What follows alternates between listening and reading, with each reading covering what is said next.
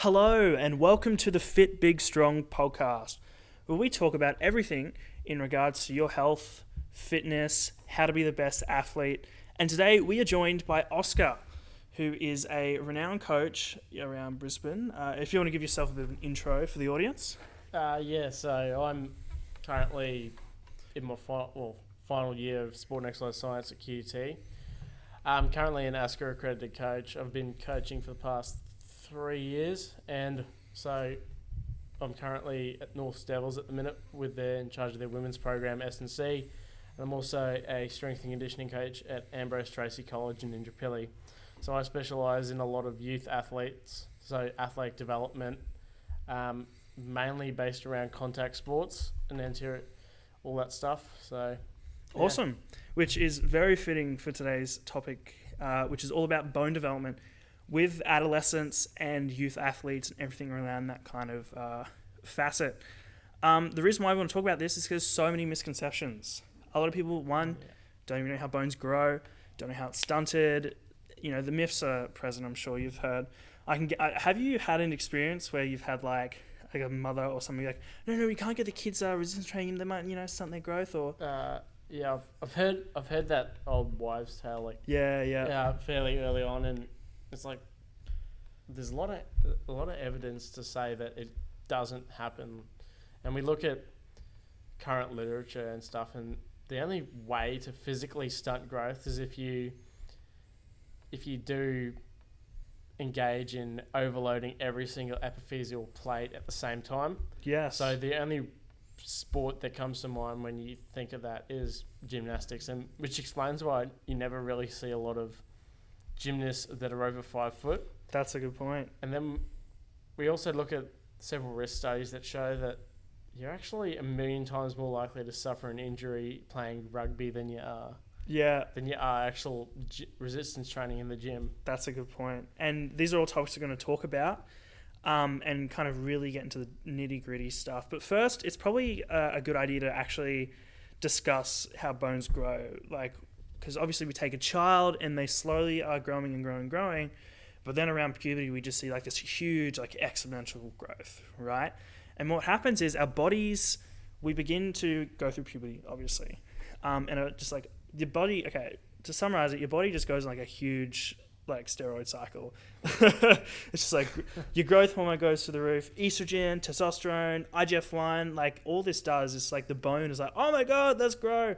And then so you just keep growing on those what's called the long bones. So those are bones that are in like your leg bones and stuff like that. And so they continue to grow and eventually stop. So estrogen, a lot of people don't know this, when it's growing the bones, it actually facilitates the growth of the part that also closes the growth plate. So what happens is we see the growth plate growing in length, and then eventually it gets shut down by estrogen. So that's how bones grow. And during youth, obviously we don't want to stunt this, especially when we're dealing with athletes. And so let's get into how we actually stunt bones. It's just to touch on the hormones, obviously a high estrogen environment. It might be the case that with women particularly, we see really early growth. So generally men, they tend to exponentially grow and just huge growth spurt, which can also appear quite linear.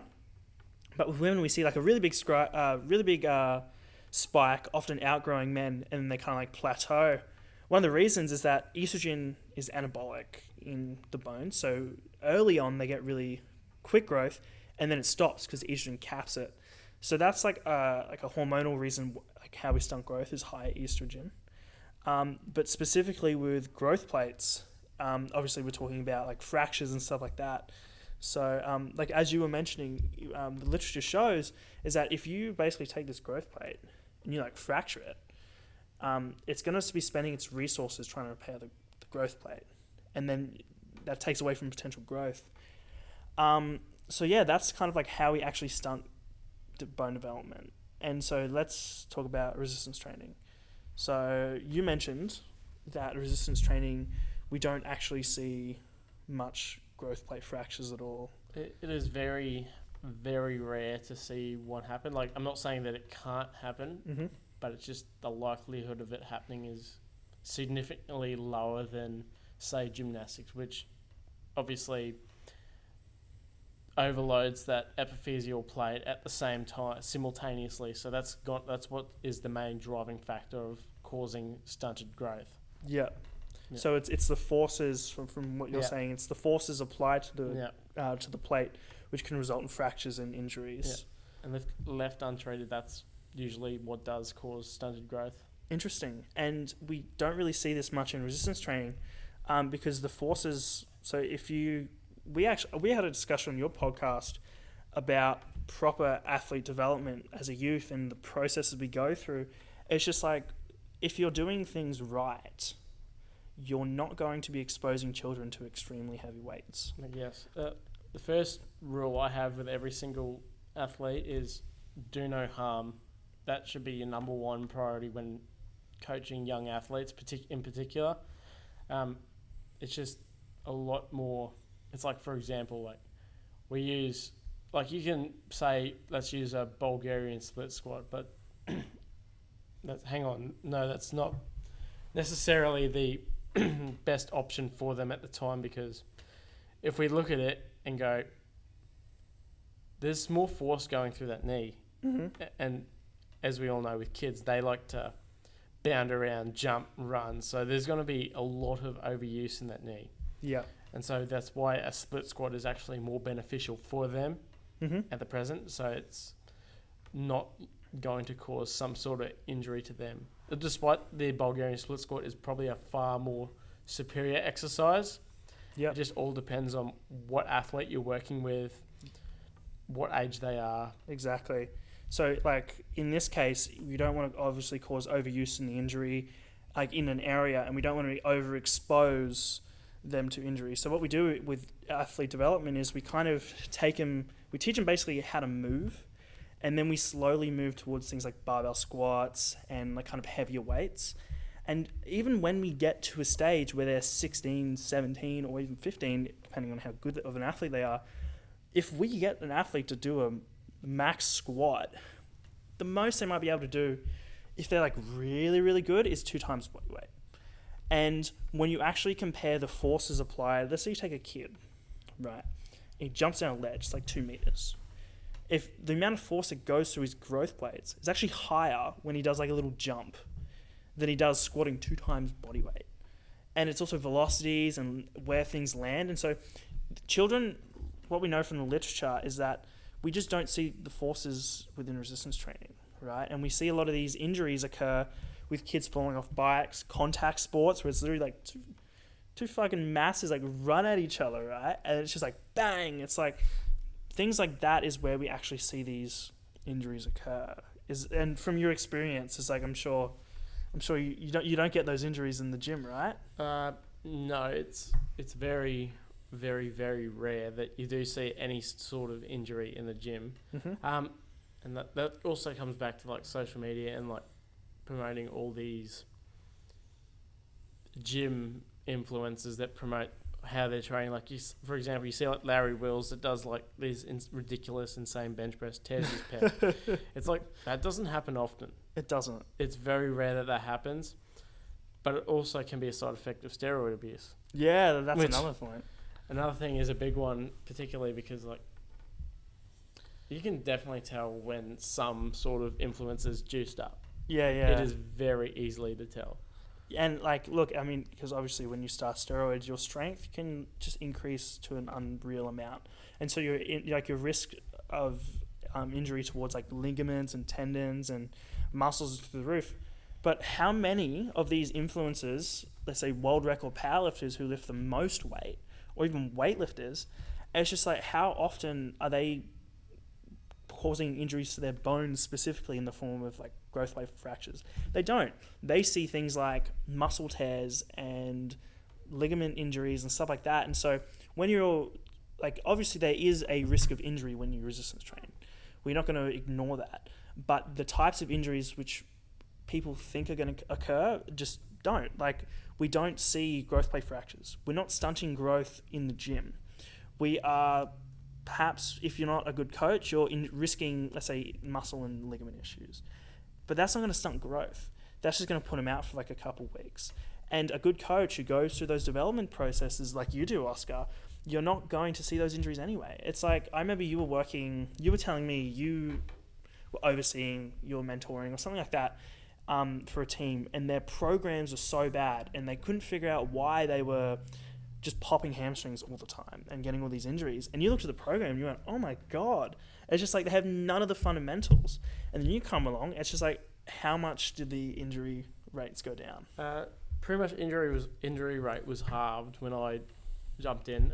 I looked in and I said, fuck that. There's no fucking structure to this at all. It was, I don't want to hate on it, but it was basically like F45 stuff like that. Basically just absolute bullshit. That's the bluntest way to put it. And it's like, I've never been the biggest fan of F45, and everyone can have their views on that. I have my own, and like, it's just not. It's like it's a marketing scheme. That's all it is. That's true. All they really do is they promote functional training. It's like, well, no, functional can technically be classified as anything you do in the gym as long as it translates into what you do outside of the gym. It's like how often do you reach up and put something on the top shelf? Are you going to do 3 sets of 12 of reaching up and putting it on the shelf, or like some band modification? It's ridiculous. And so F45. So the good way to prevent hamstring injuries, I know this is a bit of a side tangent, is to, as you've talked about this a lot, is, correct me if I'm wrong, is overload the hamstring in like a concentric. Is that from your understanding? To prevent hamstring strains? Yes. It's actually eccentric. Eccentric. And eccentric is quite important for... we see from literature that pretty much the only way that decent literature exists to prevent a hamstring strain is Nordic hamstring curls. Yep. Which you could also mention an RDL in there as well, because we look at it and go, hang on, it's eccentrically loading the hamstring as well. But the whole reason why there's not a lot of studies with RDLs is because there's not a lot of funding involved, so they have to pay for the barbells, and most of them just go, fuck that, I'm not paying for that, and so they just do the Nordic instead. But it is very important to prevent hamstring strains by training in all facets. So it's not just eccentric, but also concentric, isometric. So yeah, and continue. So it's very important. So like, I like to use a lot of isometric hamstring holds as well as RDLs. Mm-hmm. Those are my favorite to use. Concentric, you can use something like just a leg curl or something like that. It's quite a basic one to do. Awesome. And so, you kind of basically saw this programming, and it was like pretty... there was almost like none of this hamstring loading that you kind of specialize in, and you literally halve the injury. Yeah. But like, even previously, they weren't experiencing growth plate issues. And so, like the common... It's like... So that's the misconception, that we see stunting growth in the gym. We see it outside the gym. When kids fall off a trampoline because you try to do a front flip. I mean, like, it's just... Or like we're playing a contact sport like soccer or motocross. Oh my God. It's just like, that's where we see these injuries. And in fact, resistance training can actually enhance bone health. Yeah. So when you are getting stronger and placing your spine under load, you increase what's called the bone mineral density. So your bone, like imagine you have like a box, right? It's like a metal box. And in the box, you've put like some foam. And every single time you kind of sort of stand on the box, I know it's a terrible analogy, the foam gets denser. Yeah. And so the chance of it folding, or like the box is now more structurally integral. And so what we can do is we can actually bank that up as we resistance train. And that, like, if you come into contact with a sport and you're making big impacts, you actually might reduce the chances of an injury because it has that density. What are your thoughts on that? Well, see, personally, with young athletes, I go a front squat for a back squat, purely based on the fact is like you have that where most people position that barbell in the back squat is it's generally on that spine. Mm-hmm. Sort of want to involve that because you got a lot of compression going in there, and that's what can lead to disc bulge. Yep. Over that, and then particularly at a young age, it is very, very bad to have particularly a disc bulge. Mm-hmm. we all know that the most common one with disc bulge is around at L4, L5, and usually that impinges on the S1, S2 nerve. Yep. And so what happens there is when you impinge on that nerve innervates your glute and your calf. Wow. You generally see a lot of, they pretty much lose all strength through that calf and glute. Wow. And so that's a big one. Why I just find front squats are safer as well. You still get the same benefit, and it's like nice. So you're still loading that squat movement, and you're not placing your body you're basically less of a risk of a disc bulge, and we're still getting that increase of density and all the benefits we want from the gym. That's interesting to talk about disc bulges.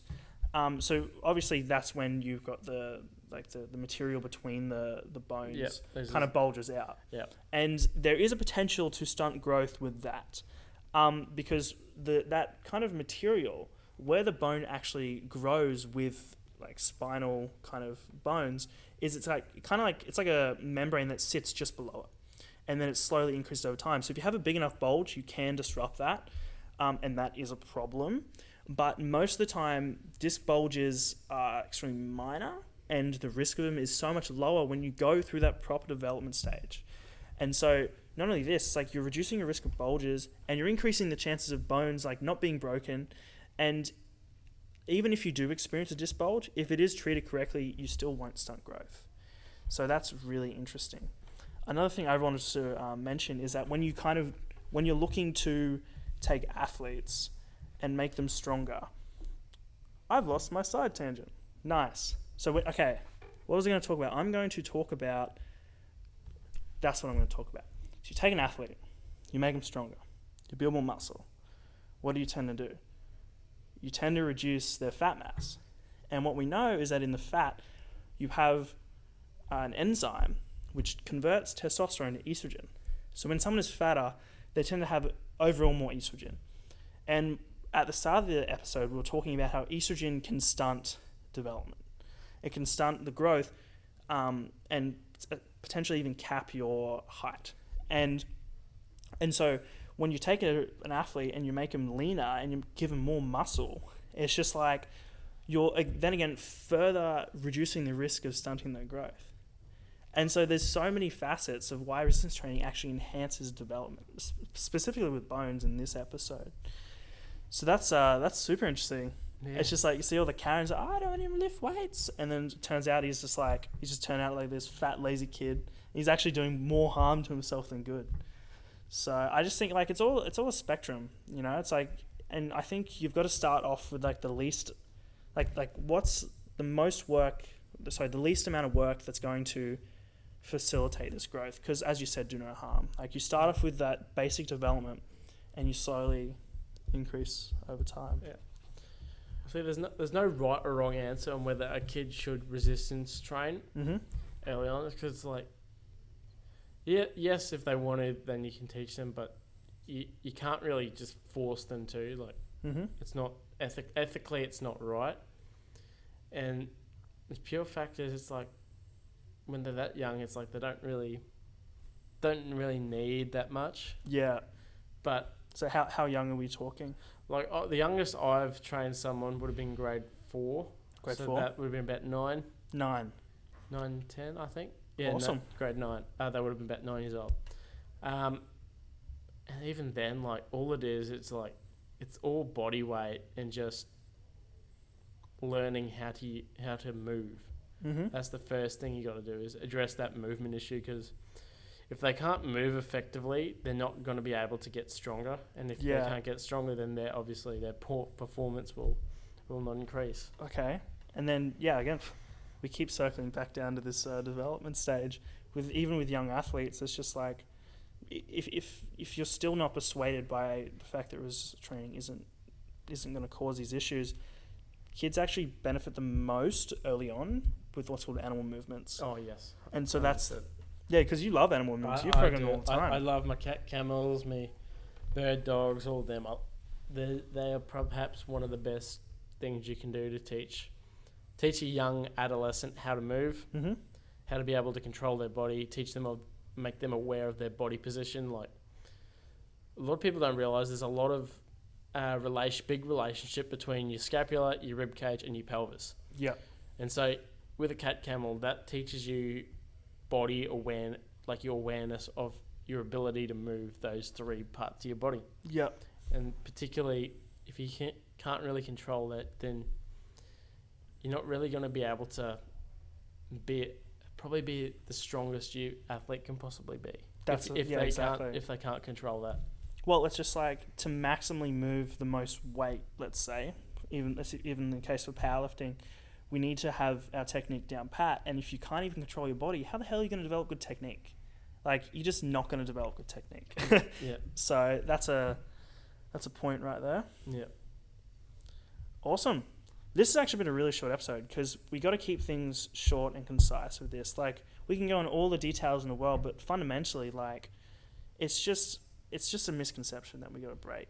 And so if we could think of some takeaways, do you have any particular takeaways when it comes to like the risk of bone injury with sport, or like what are your takeaways personally? When you program for young athletes, they have, the first rule for me is they have to earn that right to use that barbell. Mm-hmm.